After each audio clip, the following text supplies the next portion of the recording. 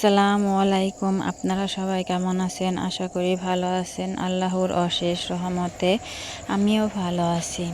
কিছুদিন আগে চুড়ি বানানোর জন্য সব জিনিসপাতি কিনে নিয়ে আসছিলাম। এখানে 3 রকমের 3টা ডিজাইনের কিছু চুড়ি বানিয়ে ফেলছি। আসলে সময় লাগে প্রচুর, এর জন্য বানানো হইতেছে না। তারপর চলে আসলাম রান্না বান্না করার জন্য। আজকে রান্না করব গরুর ভুঁড়ি, আর তার সাথে কিছু পিঠা বানাই নেব, চিতই পিঠা।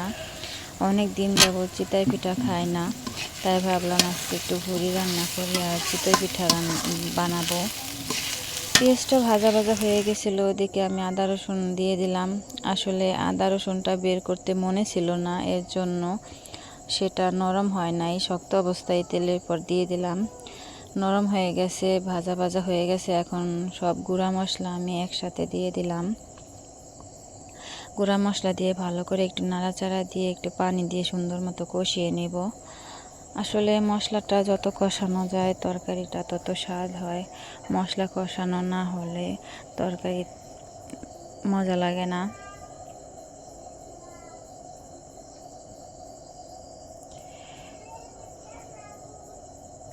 গরুর ভুঁড়িটা খেতে খুব মজা, কিন্তু সেটা পরিষ্কার করতে অনেক কষ্ট। আসলে যে জিনিস খেতে মজা সেই জিনিসটা করতে অনেক কষ্টই লাগে। দেখবেন কচুলতি খেতে অনেক মজা হয়, কিন্তু বাছতে কষ্ট। কলার মোচা খেতে ভালোই লাগে, সেগুলা বাছতে কষ্ট। আবার গরুর ভুঁড়ি এগুলা খেতে অনেক টেস্ট, কিন্তু বাছতে কষ্ট।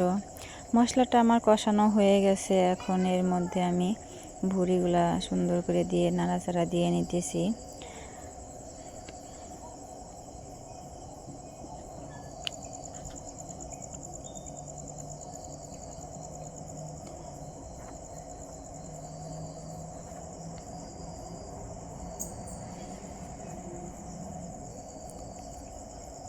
দেখেন ভুঁড়িটা প্রায় কষানো শেষের দিকে। প্রচুর বাতাস হইতেছে, এর জন্য ধুমা লাগতেছে, আর জালটা অনেক জ্বলতেছে। খড়ির পরিমাণটা বেশি পড়ে গেছে চুলার মধ্যে, এর জন্য প্রচুর পরিমাণে জাল জ্বলতেছে। ভুঁড়িটা একটু মাখা মাখা করে রান্না করলে ভালো লাগে, এটা ঝোল দিলে ভালো লাগে না। ভুঁড়িটা আমার দেখেন ভুনা শেষ। এখন একটু পানি দিয়ে সুন্দর করে সিদ্ধ করে নেব। তার সাথে 2টা আলু কেটে দেব।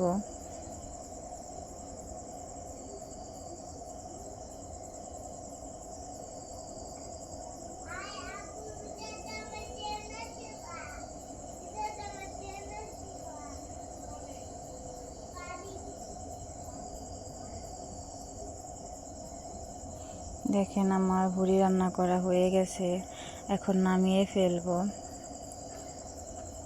অন্ধকার হয়ে গেছে, রাত হয়ে গেছে রান্না করতে করতে। এখন এই যে ভুঁড়িগুলো আমার শখের সেই মাটির পাত্রে বেড়ে নিলাম, তার সাথে যে পিঠাগুলো। এখন সবাই খাওয়া দাওয়া করবো। আজ এই পর্যন্তই। আল্লাহ হাফেজ।